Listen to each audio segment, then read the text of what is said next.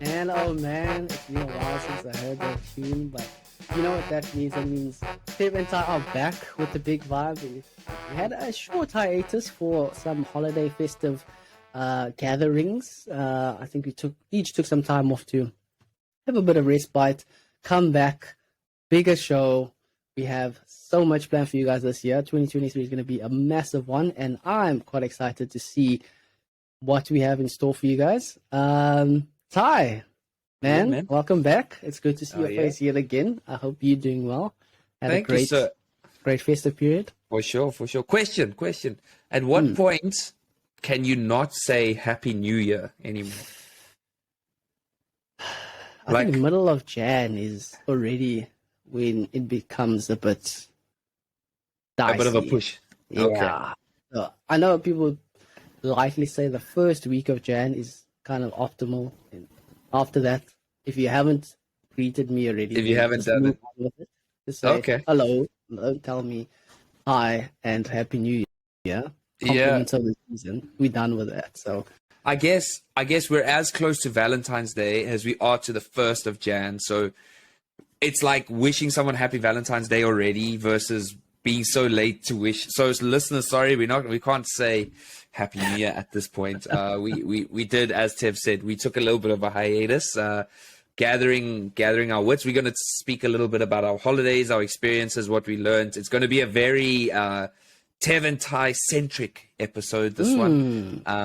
Hopefully we're going to sprinkle in a little bit of knowledge and just some reflection, but definitely vibes. Always vibes. Always, without a doubt. And speaking of vibes, I think you have a really good fun fact for us today. Yes, sir. So I thought this one goes well with traveling. So when you're in a plane and they make you close the shutters. Oh, they open it. Sorry, you have to open it. You have to open it when you take off take off and land. Yeah. Do you know why you have to open it? I don't. Don't. Yeah. So I actually read about this the other day. So in a plane, you are most likely to get into a situation like a dangerous situation during takeoff or landing, and the reason that they want you to open the blind is so that your eyes don't have to adjust to the lighting. So if it's open, your eyes are in natural light, right? Because the light is all coming into the plane. So if something were to, like, let's say all the blinds were closed and something happens and then it opens all of a sudden, you won't be able to see because your eyes will be adjusting. So it's like a safety precaution. Like it is a real safety precaution. It's not, because I always thought, sassy, man. Yeah. Like, let me take my photo, bro. Like, I want to take off. Why can't I record this for real? Yeah, or like you just have to adjust your seat that little bit, or like, but all of these things are to like enable you. So if your tray is down, you can't get to the life jacket as easily. If your seat is back, you can't get the oxygen mask as easily because you're not in the right. So it's actually as much as we like to complain about everything, it's actually for our own safety. I thought that was really interesting. And I actually thought, just on a side note, while we were flying, I sometimes think, oh, as a teacher, I have so much patience and yada, yada, all these things. Can you imagine being an air hostess? Can you imagine the level of patience you need to have? The things I see on planes. A different breed, man. That's a different breed. And such a small thing is in relation to what you mentioned is that safety message that they do it before flying. I think that's probably a minute tops. Exit doors in the front and the side and the rears. There are the strips to guide you in the main cabin if it falls, clicking the seatbelt. I think that takes about 30 seconds at most. And it's something that they always struggle with because you always have to say, sorry, sir, do you mind taking off your headphones just to hear this message? Please put your phone down. And there's so many things that I'm learning about aircraft. One of our friends here mentioned it. He said, look, I was blessed. So he didn't choose his seat in the plane, and it was the random selection, and he ended up in the seat that's beside the door, so the emergency exit. Okay. Where you happen to get the bigger legroom. Legroom, yeah. And little did he know that there are responsibilities that come with It's a that big seat. job. It's a It big is job. a big job. So before they even get into the safety, the general safety message for the entire plane, they come to you first and say, "Hi guys, can I get your attention? Just so you know, you guys are located at emergency exits. Are you willing to participate?" And yeah, more often than not, people are just like, "Yeah, I'll do it. I'll do it." And I don't think people understand the level of responsibility that comes with it. You are the ones that can't fall asleep on the plane. You always have to be alert. I think he mentioned how he fell asleep just before they took off, and the air hostess had to come to him and say, sorry, I need you to remain vigilant, remain awake, so that should anything happen, you are the one in charge that's here to save But the for passengers. the whole flight, you don't I have think to stay it awake the was. whole I think it was flight. for the takeoff and for the landing. So he was Yeah. slumped in his seat, falling asleep there, and the air hostess had to come and Okay. wake him and just Because I keep him sat there vigilant. before, and they Yeah. do tell you that. I mean, they didn't tell me I can't sleep, but I mean, but I also was looking, and then you check at the door because I was on a very small plane when I sat in the emergency seats, and I was at a very normally they have those massive doors, but the one I was on was like small, and it's like, okay, yeah, if you're not strong enough to lift the door off its hinges and throw it out, you shouldn't sit here. I'm thinking, lift the door off its hinges with air pressure. I'm like, That's the thing, man. I'm not a small dude. I'm like, but it does only weigh 15 kilograms apparently. And then I'm like, Oh, 15 kilograms between that's me and what's outside. yeah. That's what's keeping me safe. I had a lot of questions. Wow. I really felt like there wasn't the job for me, man. But yeah. Anyway, so yeah, I thought that a fun fact about flying. That is But let's amazing. chat holidays, because Tev, you Yeah. went on an overseas trip. You had some family over. Ooh, Run us yeah. through it. What happened? Some Oh highs and yeah. Oh lows. yeah. Oh yeah. So this was our first time going to Europe. Both Lisa and I, and we went to France, and it was the first winter trip, I should say, that we've been on. So a lot of the time, coming from the Southern Hemisphere, we'd ordinarily go to a island or the coast, more often than not, for a nice, warm, peaceful holiday that involves a pool of some kind, or ocean, any kind of water activity. Yeah.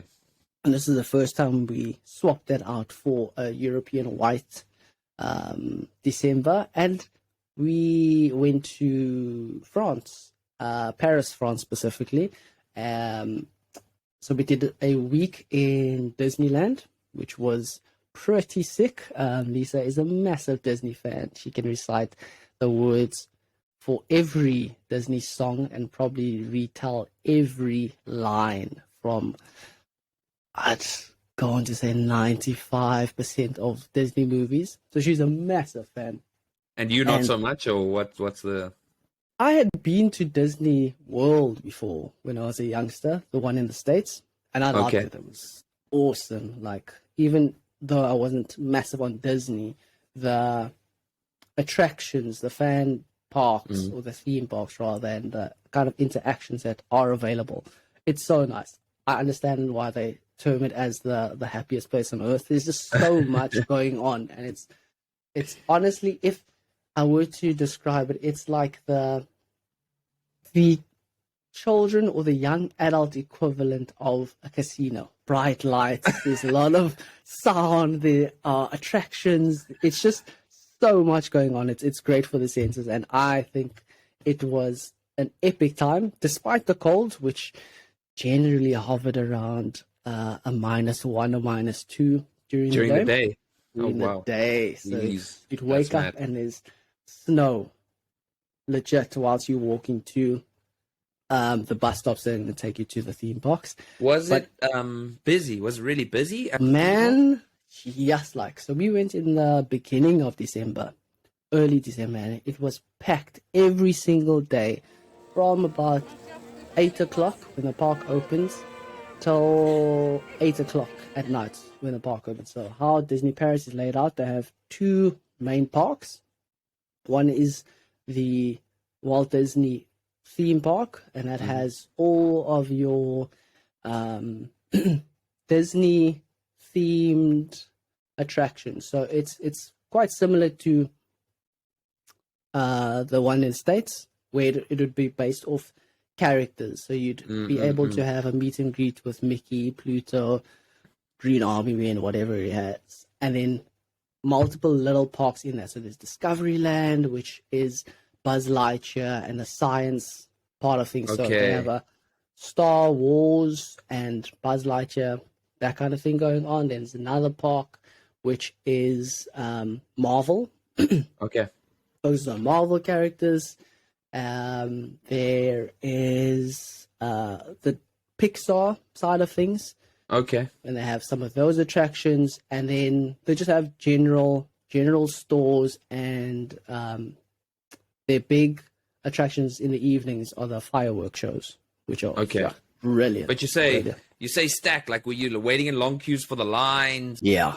And so they have this really helpful app called the Disney app. When you go into it, you're able to see real time what the wait is for attractions. So the main ride, so think of it like the Anaconda back home equivalent. Space Mountain, all of that. You generally on average wait an hour at least. Sure. At a time. Some rides and attractions, I know the longest one we were waiting in, which was Crush's coaster. So the turtle from Finding Nemo. Oh yeah. Has its own little interactive coaster. The wait there was 2 hours. 2 hours at a time that people That's are long, waiting man. in the line. That's long. And it is crazy long. But all in all, a really nice experience. Lots of rides, lots of attractions. We stayed on site in the Hotel Santa Fe. So that's the hotel that's themed from the Cars movies. Okay. Really nice. They do such a good job in making it feel like the movies. You in that world. Yeah, exactly. Okay. So that was the first part of the trip, and then second half of the trip we were in Paris, just city center, and this is where we could do all the sightseeing, the tourist things, go and see the Eiffel Tower, the Louvre, the Arc de Triomphe. Did you peep the Mona Lisa? Oh yeah, I had to. Oh yeah. Yeah, we are connoisseurs sometimes. Oh yeah.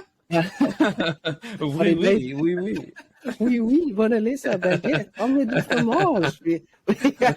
We have it all, and yeah, it made sense to get Mona Lisa and Lisa in the same photo. Of course, man, it's insane how many people waited in the line just to take a photo with the Mona Lisa, and the way they structure the line, it isn't very progressive. It's not you walking into the room, have a queue, and see a queue and almost wait in line to take your photo. People would form their own queue, but they at the front. So there's about two ropes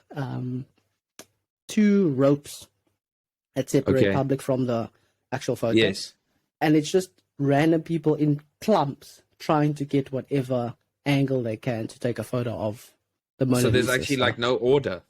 There is no order whatsoever. Shoot. And you're standing at least maybe 2 meters, 3 meters away from the actual painting. So is it like really something though? Like seeing it, like is it really as because they say like her it's painted in such a way that like her facial expression can even change in I've read like all these things about what makes it so great. It's a really beautiful painting, but I don't think it should be the be all and end all in the Louvre. There are so many great paintings in the Louvre that people skip over and pass over just to go and see the Mona Lisa. And the Louvre is massive. It's almost like if you were to have an entire college.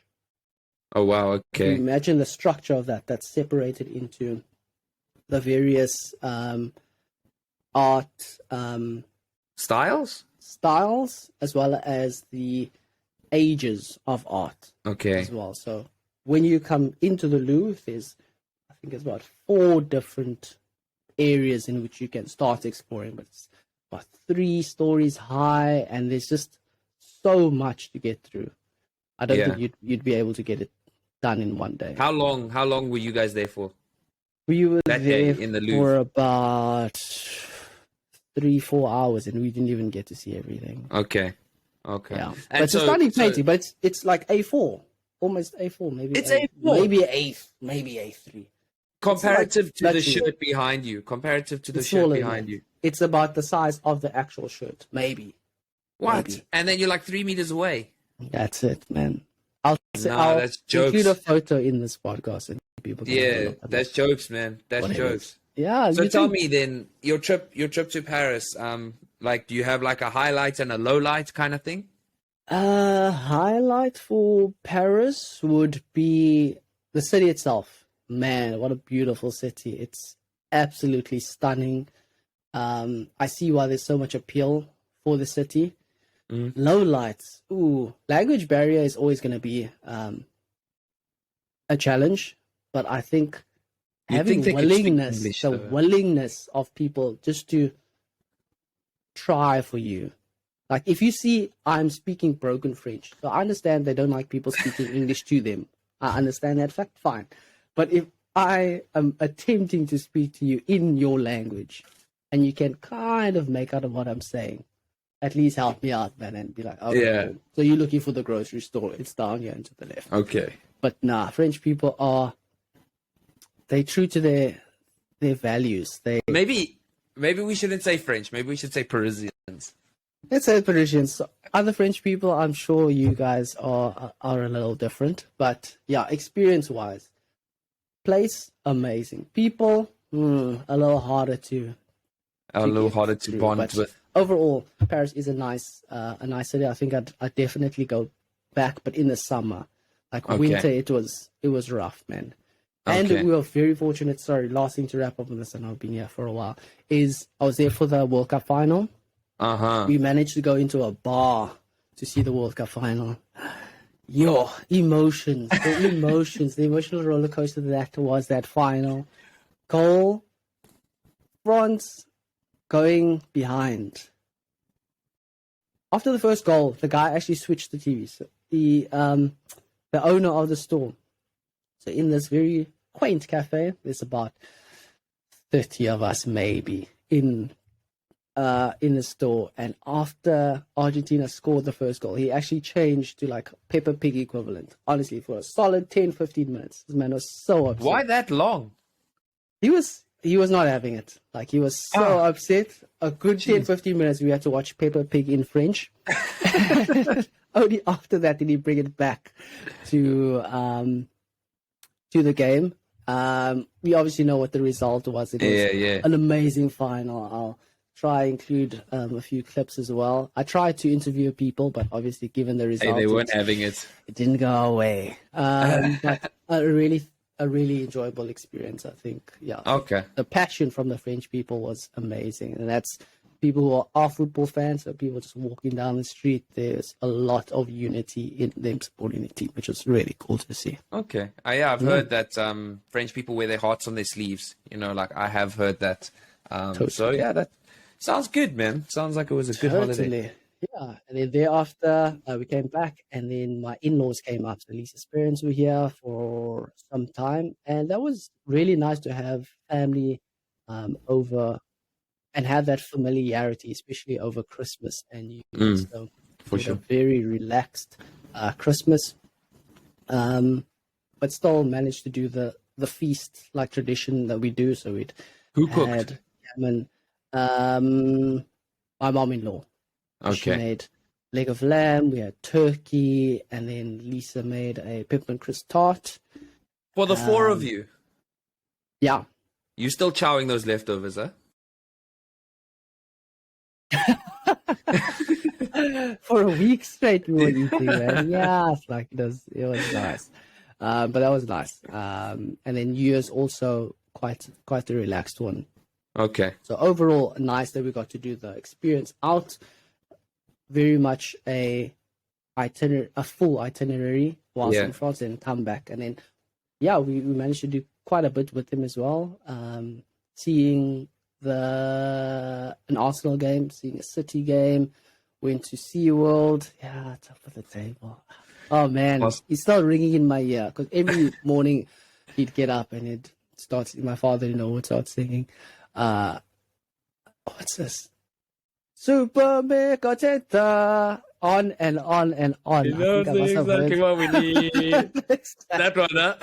That's the one. Day in, day out, he'd sing it, without a doubt. And every day, Lisa would also remind me that we are top of the league. Say we are top of the league. Yeah, yeah. And I had to grin and bear that for about nearly a month straight. So it's nice to have a bit of peace in the house, man. But kudos to you guys. Yeah, Arsenal doing your thing. I must give you credit. And it was a nice holiday, man. It was nice. Nice. No, that's good to hear. And how about you, man? I know you had some really good stuff. So, obviously, you know, those people that are new to the pod won't know, but you know, we went to India, and Nepal. We jumped around, we arrived in India and we met with Katya's mom and stepdad, and we spent 2 days with them, which was really cool. Like, it was really, really special to link up, you know, like in that way. It unfortunately wasn't over Christmas. We saw them 23, 24, but that's all right. It was just really cool to see them. And yeah, man, so we were in 3 cities in India. We were between Delhi, another city called Jaipur, and Agra, which is where the Taj Mahal is. And then we hopped over to Nepal, where we were in Kathmandu, and then another little town or city village kind of thing called Pokhara. So yeah, it was really cool. Like, India was really, really eye-opening. You know, when you think of 1 billion people, you know, like, it's 1 billion people, bro. It's a lot of people. Like, there's a lot of people. I remember, so we went with a tour guide, which to people that are traveling to India, I highly recommend getting a tour guide. It helps a lot. It really does. Not just a specific guide. We went with a company that organized everything for us, and they were very, very good. So we, I remember I was talking to this guy, and he was telling me about how the train company employs 1 million people, right? So I was thinking to myself, whoa, Yes. that's a lot of people. I'm like, 1 million people, that's a lot of jobs that it provides. And then I'm like, then I took a step back and I'm like, but versus 1 billion.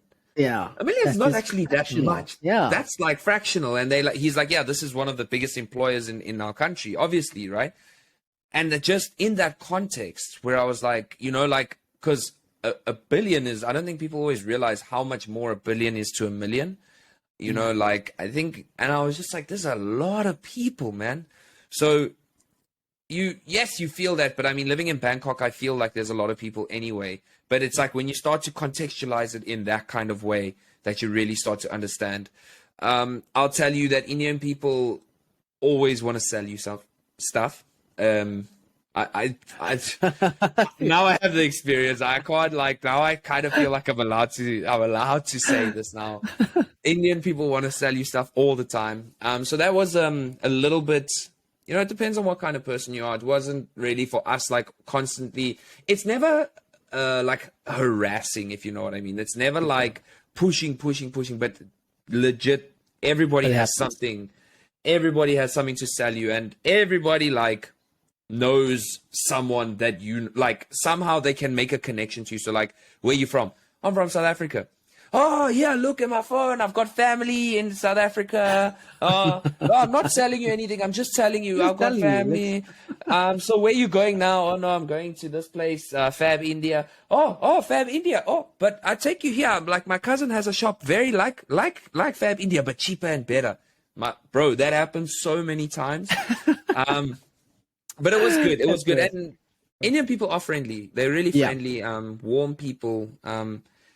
It was interesting to learn there's prejudice exists everywhere, and we always have these prejudices against people that are close to us. So there's actually a lot of underlying conflict between, like, Hindus and Muslims in India, which I didn't know about, to the extent of when you hear people talking. And obviously that's sad. You never want to see stuff like that. Yeah. So it was interesting from that point of view. And then the food. Yeah, must have been. Yeah. So we didn't get sick. So everyone was like, you're going to get sick. You're going to get sick. You're going to get sick. And we didn't. And we ate at like more expensive places, but we also ate at like really local places. Okay. Yeah. So, I mean, we knew the rules of like what to avoid, like always try eat hot food. It was cold, so we were eating hot food anyway. But I'll tell you this. So the food was delicious, right? Yeah.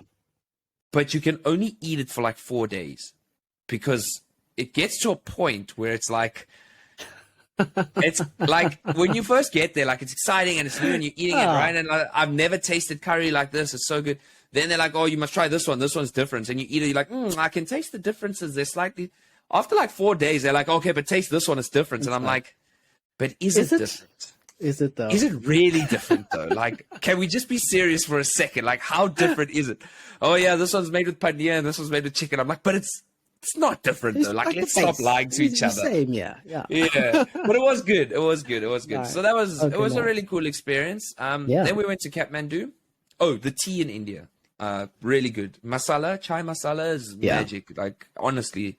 And we did one more thing about India that was really cool. You go to a lot of these like forts and you go to some temples, but India was more like these kind of forts, like where kings and palaces and stuff like that, which have now been abandoned for hundreds of years, right? Yeah.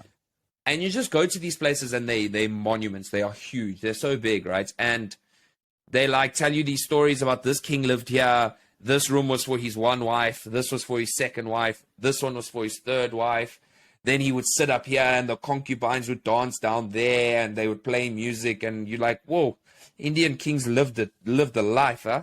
But you look at this palace and they paint this picture for you where they're like, there were these carpets here and these curtains. And then they put these rose petals and lavender in the water. And if you can just close your eyes and just try and imagine it, I think we underestimate what luxury is versus like what I could picture those kings, the lives that they were living, you know? Sounds proper opulent. It's like, like it's grand. If you would imagine what, So that's that was really I also cool. heard that one, did you experience this? That there's quite a bit of classism in India. Yeah. And then so they used to have the caste system where you basically were born into a class. And there was a system. There was untouchables. So like they were the lowest of low class, and literally if you physically touch them, you had to shower. And there's they say that obviously it's been years and years since the caste system was taken away, but that the echoes will always remain, you know? Yeah. They can hear a surname and they're able to tell you what caste those people, their family were in. Yeah. You know, so it kind of like, it gives you like a little bit of context. You know, it's just, it does exist for sure. Yeah. For sure. And then the second thing I've heard about India is that once you go and visit India, you get a completely new experience on travel and on people. So would you say that you had this life-changing experience when visiting India? Almost to the point that thus far in your travel journey, would you say India has been the one unforgettable place? It's the one that's changed you the most. It's difficult to say. I feel Thailand because I know I live here, but this was my big thing. This was really my big change. I went through the most personal growth and stuff here. But I can see what you're saying. I can see how that could happen. It is one of the most unique places I've ever been. Yeah. I can't honestly say I'm in a rush to go back. Soon. To be honest with you, it's a lot. Like they say, it's overwhelming for the senses. It is. It really is. Like there's a lot of sounds. Actually, people said it smells. I didn't experience that. It didn't smell good, but. Maybe I just don't smell good, so I was mixing up but it's overwhelming to the senses. Like you can see it's like busy and it's hectic and you really need to debrief afterwards. It was definitely eye-opening in a lot of ways. You realize like your place in the world and you realize to check your privilege. You know, I think, like I said, with so many people, just being born there, like I think must be beautiful and wonderful, but I think it presents its own sets of challenges, you know, being one in a billion, literally. Like I think it makes life quite tough, you know. So it did change. My perspective did shift in that sense in a lot of ways, you know. Then we went to Nepal, which was really cool. I really loved Nepal. The food was a bit uninspired, but the place was really cool. We were in Kathmandu for quite a while. there it was more temples and stuff. Like we went to like stupas, which are like the Buddhist, like kind of worship places. We went to some Hindu temples. We went to, you do a little bit more shopping. We got to see the Himalayas, which was quite cool. We drove 200 kilometers to that little village that I mentioned, Pokhara, but the roads were shocking. It took us like 7 hours to drive 200 kilometers. So, but I mean, driving when you're in another country is always cool because you see a whole bunch of different stuff. But yeah, I want to go back to Nepal and do a trek. I think that would be cool. And I think it's achievable. It's not Everest or nothing. There's other tracks you can do.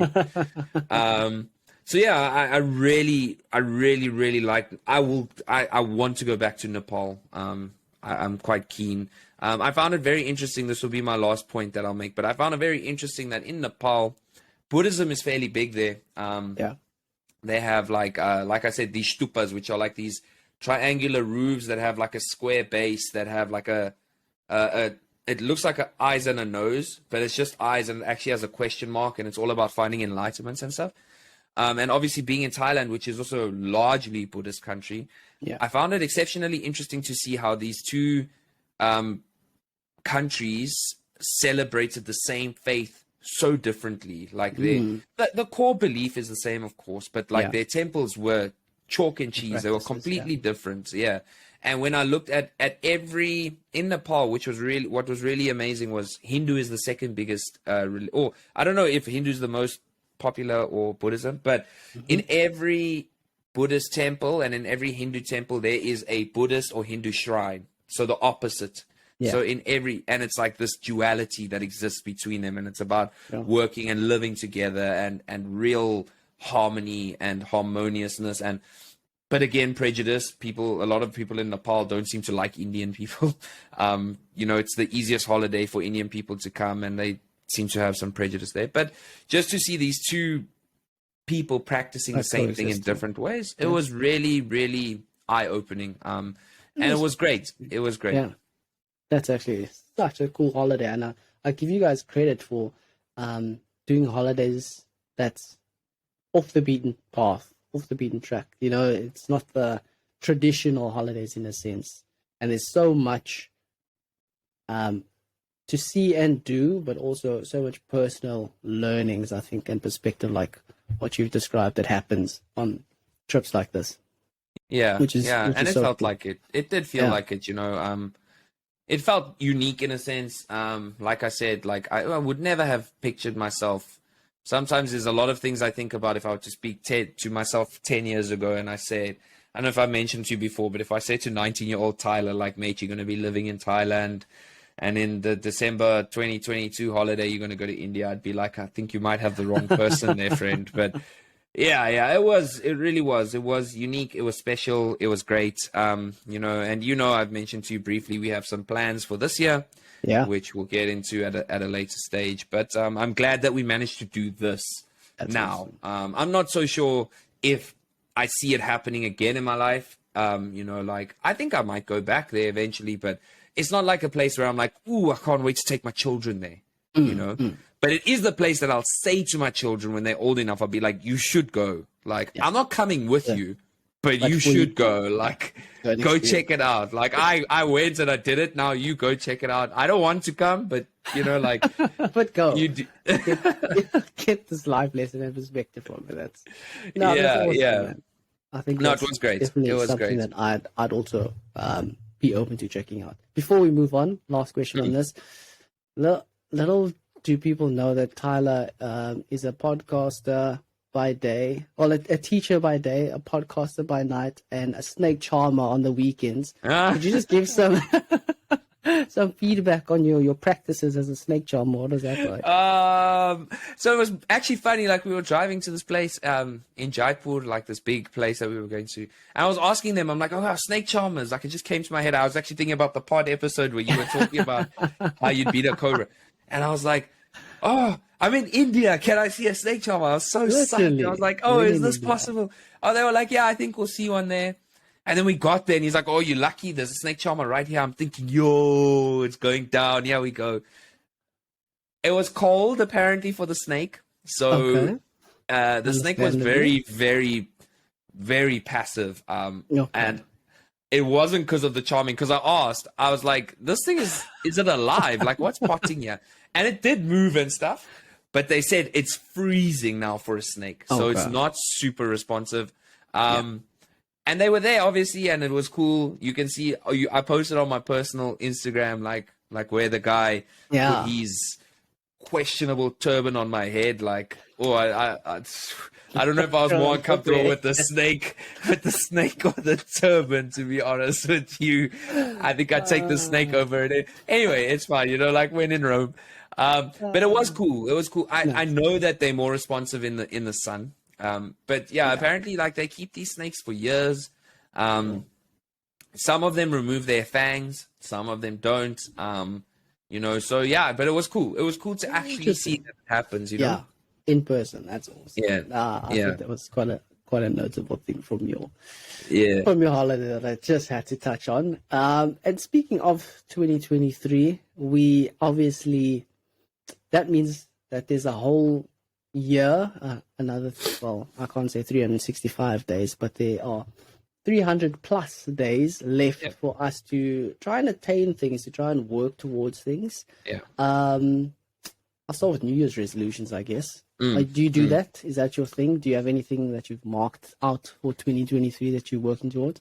So it's a tricky one. Yes and no.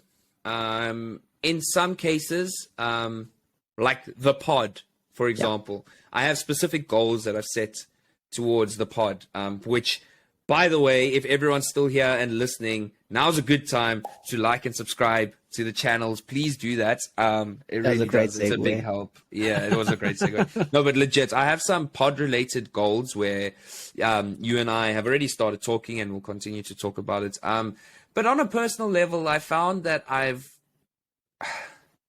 it's like starting a diet on a Monday. I'm a bit wary of like New Year's resolutions because I find that they fizzle out, right? We all know the gyms are packed in the first 2 weeks of the holiday. We all know cigarette sales go down in the first week of the holiday. These things, they get a bit repetitive at a stage. Thankfully, I've managed to shed most of my vices, at least so I don't have those kinds of things where I'm like, I need to stop smoking or I need to stop this because thankfully I don't have those kinds of things anymore. But on the other hand, like I also have like some goals that I've set, but my question with my goals is that like how they're going to be attainable. So I heard this really nice thing, like this really nice, what is it, like a euphemism, I suppose. Maybe not a euphemism is not the right word. It was like just a phrase or a saying. So whenever you get lost or you get anxious or you worried or stressed about everything, just look down and look at your feet and be where your feet are. So just be in the presence and in that moment. So there's no point in stressing about what happened or what's going to happen. And now if I say my goal is to be more present and more mindful, it's a very difficult goal to measure, if you see what I'm saying. So would I call it a resolution? I don't know. I want to be a lot more mindful of being in moments and enjoying the present, with everything changing the way it is. Yeah. But I don't know. Do you call that a resolution? I don't know if it's a resolution or if it's more like a life goal. Because life goals, I think, can be attainable. Like, I can quantify it. I can say, I can also give it a time duration. But additionally, it can also be something that's a constant. It's something that's always being worked on. That's always something that's always being kept in mind. Yes. Or reflection on a day-to-day, month-to-month, whatever the basis is. But I think it probably falls into a... So I'll say this. In terms of quantifiable and measurable goals that I would like to reach, I'm not going to put numbers on it, but let's talk next week. We'll talk about some pod related goals that we feel we can share, because we need people to help us reach them. So we need to tell people what they are. So let's put some numbers together and we'll do that. So for quantifiable goals for myself, I have a few. I'll say one, I would like to get some sort of business qualification. It doesn't have to be a degree, but like a proper business course. I want to commit something to that. That I think is a quantifiable, attainable goal. Another thing I would like to do is I would like to set up a passive form of income for myself this year. That's another goal that I have. Okay. And then the third goal that I have is like, it's all work related stuff. So I do have some quantifiable goals. And then there's the other soft factors, soft goals, I call them. Yeah. So like being more present, making more time for the things that matter to me. Like those things. Yeah. How about you? What are your feelings on New Year's resolutions and setting them and etc.? I find them to be a novelty, man. More often than not, like you said, people fall away after the second week. And I find it's really just one of those societal pressures that people put on themselves. Oh, I'm going to get into the gym. Oh, I'm going to start saving. I'm going to go on holiday. And it never works out. So I think if we can be a little more, what can I say the word is? Very intentional about our goals and our desires or progresses that we're looking to make this year. I think life goals is a very interesting aspect and something I think we'll touch on quite broadly as well in time to come about life goals, setting goals, what life coaches even look like, something like that.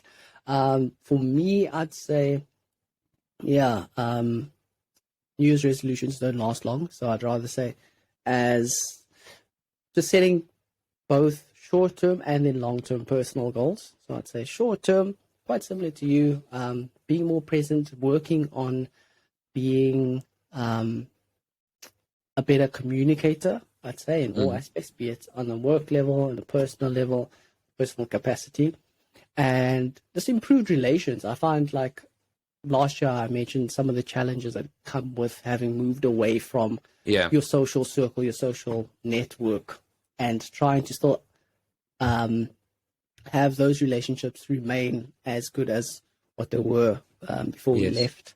So that's another aspect of it. In terms of my professional goals for this year, I'd like to get a really good job that I love, especially in the field that I'm looking to explore. So that's digital marketing, sports marketing more specifically. So hopefully that can come about. And then on a personal front, just some of my, I'll call them my side quests. Learn how to play an instrument. So I'm going to try the keyboard this year. Lisa and I have spoken about learning another language. So I think if I can be we have a lot of intrigue with Spanish. Okay. So we've seen a lot of Spanish dramas on Netflix, and we've tried more often than not to not watch the dubbed version, so rather read the subtitles and hear the actual language. So I think if I can get committed to like a Duolingo, at least a Duolingo or any kind of language learning app, that would be a good one for me. And exploring a lot more on the creative outlet. So I think be it writing, be it for our pod, I think I'm really curious to explore and have that output this year. So I like that. Really I like that. Maybe here's an idea of what we can do. Maybe we need to set some it's actually an idea I got from another podcast that I listened to, and I don't want to say it without swearing, but and Gigs, the two British gents, but anyway, they have this thing that they do on their like more on one of their things where they hold each other accountable. They specifically focus on gym, but maybe you and I can set up, because you and I obviously talk weekly. Maybe we can set up like some sort of short or small goals, like if you say creativity, for example. Maybe we can set up some sort of accountability system towards each other, where we say at the beginning of the pod, whether it's on air or off, but we'll see how the flow is working. But like I can say, if you say your thing is creativity, I can ask you, okay, Tev, what creative thing how did you express your creativity this week? Nice. If that's one of your goals. So maybe we can set up that as a task, that we can set up what our accountability will be towards one another. I like that. Accountability partners are always key, man. And They help. yeah, They do. really help you get to your goal. So, as we know, we always come into the new year with like a new year, new me, right? That's always what it is, like a hashtag. And I know we're three weeks away, so maybe this question's a bit far. But I wanted to ask you, do you have anything that you really, any message, anything that you experienced, anything that you learned in 2022, some core thing that you're carrying that you're like, okay, this is what I'm carrying with me into 2023 and beyond? Yeah. I'd say communication is key. I know we hear that a lot. Say, communication is key. And it's something that's thrown around quite often. But for me, it was a big learning lesson. I think in moving away from home, I understood and I got so much time to kind of self-analyze and do a deep dive into who I am, what are some of the areas of improvement that I could work on. I think communication, that's a big one for me. I think being open and honest with friends, family, work, everybody in your circle is an important part, and it's something that I want to do a bit more of. I think it was 2 episodes ago where I expressed the challenge that I had when I was either looking to people please or trying to be everyone's favorite, and that came with a lot of restriction in expressing myself or saying my piece. So I think this year it would be having better communication. Also, the opposite on that, or the other side of that coin, is to become a better listener as well. Okay. So to hear people out, understand, and then give the appropriate response. Okay. How about you? On that, I'll give you mine now. On that, I found a game changer in my relationship is one simple question when Katya is talking to me. And I don't know if you do this when Lisa's talking to you. And if our listeners take anything away from this episode, take this question away. When your partner or your friend is complaining or speaking to you or expressing an emotion to you, right? You need to listen, obviously, like you said. The key question that you need to ask them when they're done, you just got to ask them, are you looking for advice right now, or do you just want me to listen to you? That question changes everything. I promise you, because I think I mentioned it before. Like, I'm too much of like a problem solver. Yeah. And I can tell you how much it has improved my relationships. That when I ask that question, people really feel like you are listening and you care. And sometimes it's like, oh yeah, I would like advice. Sometimes it's like, I'm not really looking for advice right now. And I swear that helps so much. It's a game changer. No, it changed things when I started asking that question. My big lesson from last year that I really took away is I'm really, really starting to understand, and I don't know if it's because of the expat life. I'm not sure what it is, but I'm really starting to understand that people in your life are different. People serve different purposes in your life. And it's a lesson that I learned last year, which once I realized that, it really made things easier for me. So, we always want to, like I said, maybe as expats also, we want to be, we have a missing factor in that we don't have our families there. So these friends and these people that we make there's a stage where they become everything to us, right? And we take these people in and we bring them into our lives and we seek that closeness, right? Yeah. And then we get majorly disappointed when they let us down, or whatever you want to call it, right? Yeah.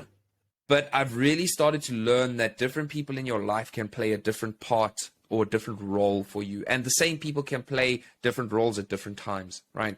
So I'm sure like with Lisa, there's times where she's your friend, there's times where she's your wife, there's times where she's your lover, there's times when she's not your enemy, because she's never your enemy, but sometimes she's like the person that you're conflicting with at that point in time. And I've learned to accept that different people play different roles, and that's perfectly okay.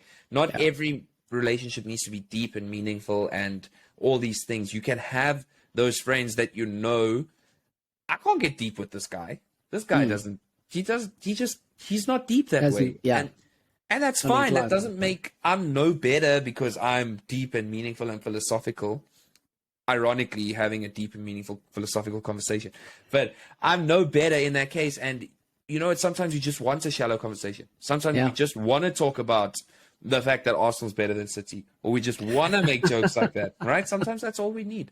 And I really feel when that kind of revelation came along, and I know it sounds simple, and I know some people will be cynical and be like, oh yeah, but of course. But for me, when that clicked and I realized all my life became easier because my expectations were not the same, and then that benefited those relationships.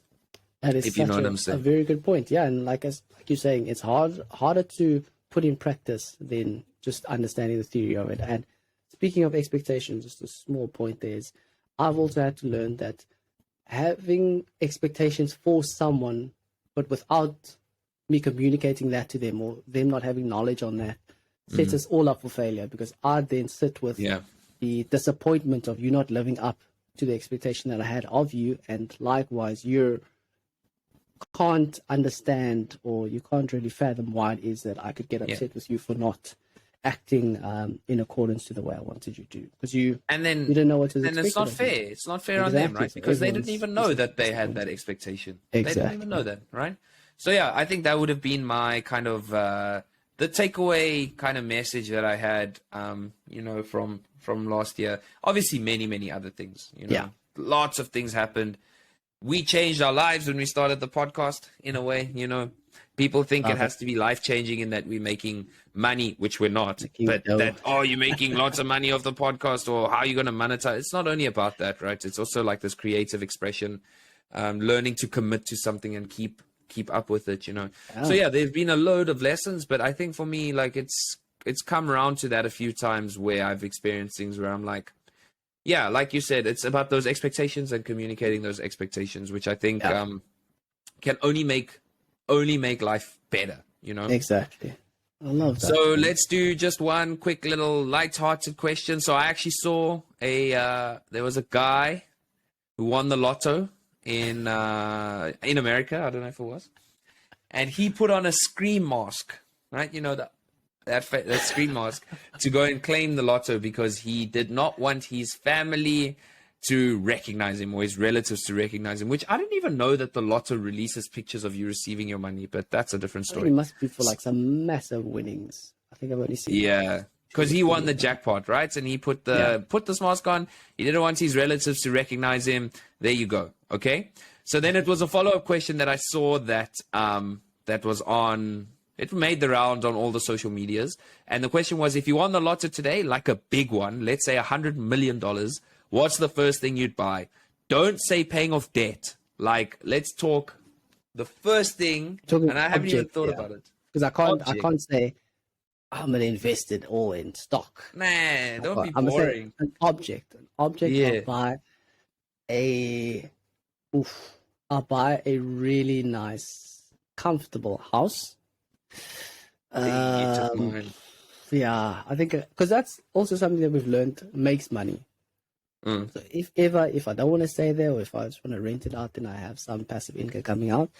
I'd like it to be really modern. I think I'd build it. Yeah, so I wouldn't just buy it. I'd build it, and it'd be something that's very modern. I have it's one of the dreams, and I hope Lisa's comfortable with me saying this about our kitchen to dining room walkway. We have this very elaborate dream of making it almost like an aquarium. So the arch or the entrance between the kitchen and the door would be a aquarium, so you can literally see fish swimming. You bougie through the wall. It definitely has to have a cinema in it. 1000%. It'll have a cinema, and it'll have Dolby Atmos speakers. The Dolby Atmos. For everyone that goes to the cinema, you'd see that there's speakers in the front, speakers on the side, or speakers at the back. What Dolby Atmos is, it adds an additional dimension of sound, which is above you. So you're almost enclosed in sound. Okay. And man, I remember I think I'm gonna reveal my age.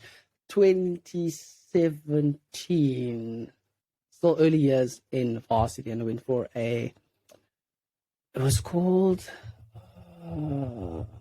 some tech convention that was happening at Coca-Cola Dome. That's still the Dome. And they did a display on this, and they did two demos. One was in an F1 car, so as if you were the driver. Okay. The second one was in a the environment of rain. So there was rain falling in the scene. And oh wow, okay. There's a play on the senses in that it was so realistic that I almost felt wet from the visual of rain and then the sound. So you have a visual, you have the screen, and then I have the sound. So it's 4 speakers this side, 4 speakers on left, right, each 4 at the back, 4 in front, and then 4 on top of me. And actually felt like I was getting wet. So where are you buying this? Where are you buying this? I think the company Harman and Card, H&K, they make these for. No, I'm saying your house. Where are you building your house? Oh, where? Location-wise? Maybe London, purely because I know that if I'm not staying there, I can rent it out for a ridiculous fee. But I'll definitely make one back home. SA for sure. SA is life, man. Cape Town. Probably Cape Town. Okay. Probably Cape Town. Somewhere. Maybe Spain, Yana. I don't know. But I'd definitely do that. And then I'd buy a car. It's always hard picking the right car.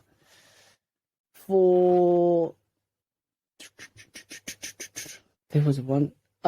Ferrari 458 Italia in candy apple red. I think that would be my right. Okay. Oh, but let me just stop you there. Before you get ahead of yourself. Do you know you cannot just buy a Ferrari? Did you know I can't just buy a Ferrari? You can't just buy a Ferrari new. No matter how much money you have. Ferrari has a waiting list, okay? Oof. And how it works. You get put on this before they put you on the waiting list, you have to have bought a secondhand Ferrari from someone else. So you buy a Ferrari from me, okay? Yeah. Then they can put you on the waiting list. Now, once you're on the waiting list, they will phone you when they're ready, and they will say to you, "Yo, we've got this Ferrari in this color for $100,000. Do you want it?" And you can't say, "Do you have it in yellow or blue?" No, they say, "Do you want it or not?" This is it. This is the one. We have this model. This is the interior color. This is the outside color. Do you want it? Yes or no? And if you say no, we'll keep you on the list. We'll call you whenever the next one becomes available. And that's how the Ferrari system works, bro. Okay, so I will no longer be supporting Ferrari. I'll have it known that you no longer have my business.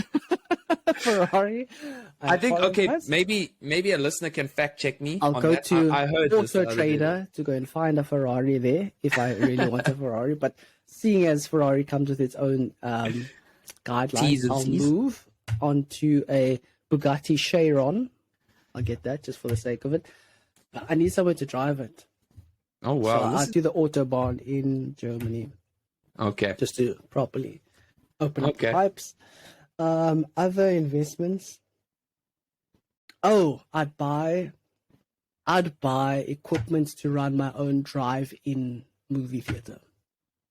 So I see a lot of companies do it now. It's very small scale, man. I'd put up a proper cinema experience. You're wasting money.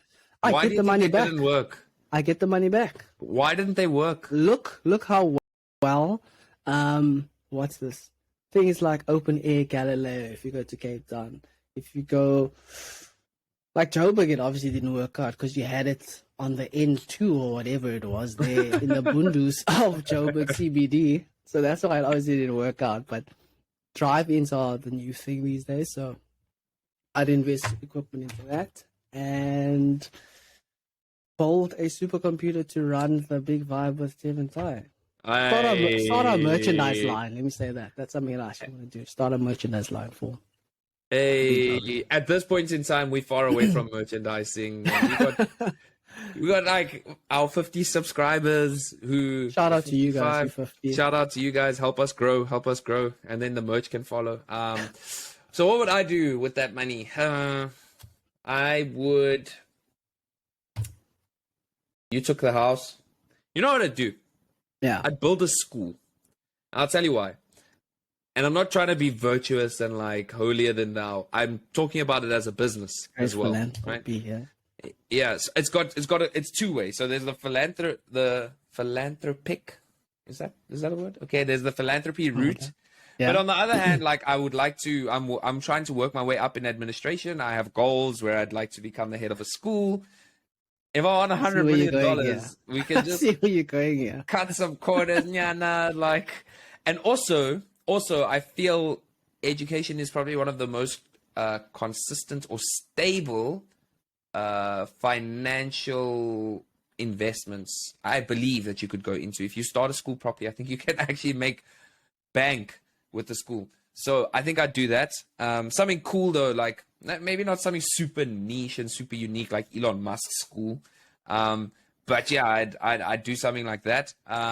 Or a yacht. Maybe I'd buy a yacht. Oof, nice. I could use a yacht. Could do something. Surprised none of us said I'm gonna go on a year-long holiday. I mean, there's that. I mean, yeah, I guess so. Just, yeah, maybe we're being short-sighted here. But I get your business acumen there. But I can't. Institutions. To be honest, though, if I think about going on a year-long holiday, like holiday's great and everything, but it's also like taxing, bro. Holiday also, it's a lot, bro. I mean, I'm sure you felt it when you got back, like. It's hectic, man. Like, you just also like, oh, I'm so glad to be home. Now, imagine for a year, you never have that feeling. Like, I can't wait to get home. Like, I don't know if maybe I'm being one of those people that's like, I'm talking like, because I'll never go on a 1-year holiday. So now I'm trying to downplay how cool it will actually be. But I don't know, man. I don't know if that will work for me. I don't know, to be honest with you. Some good shouts there. I mean, and speaking of institutions, I think I read it somewhere that prisons are actually incredibly profitable institutions, like private, especially in the US. That's why you have such a massive incarceration rate. I'll find the article, but it actually says that people privatizing prisons. So you buy land, let's say in Texas, you build this up, and it serves as a mass prison institution for whatever that county or city or whatever it is. I can't imagine where the income comes from. Anyway, like, it's not like you're paying rent. Like, I'll find the article too. Yeah, find it. Yeah, and then I think it would be great to. Would you like to wrap up with some good news? Yeah. I saw like a nice little wholesome moment that came out in December. I thought this was really sweet. A nice little story. So there's a Dutch supermarket chain called Jumbo. And what they did is they introduced slow checkouts when they discovered some people enjoy chatting while paying for their goods.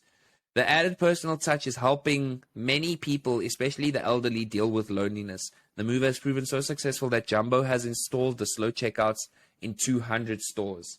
Nice, wholesome moment. I think that's so nice. Like, with the option of just no rush, just chat to your person that's checking you out. Great perspective, man. I'm so used to the opposite, where I need fast checkout and there's someone or something that I can go and quickly scan it and then leave. Or you see like Apple food, not Apple, Amazon food, I think it is, where you put it and you scan all the items in your cart. You literally walk into the Apple Amazon food, scan your cart and literally walk out with your cart. There's no need to interact with anyone. It's got your card details and all that already. Yeah, exactly. Oh, wow. Just walk out. Done. So the world is about balance. The world is about balance. You need both sides. You need both sides. I think that's a good place for us to wrap it off. A nice, juicy first episode. Very reflective on our part. Jeez. It is great to be back.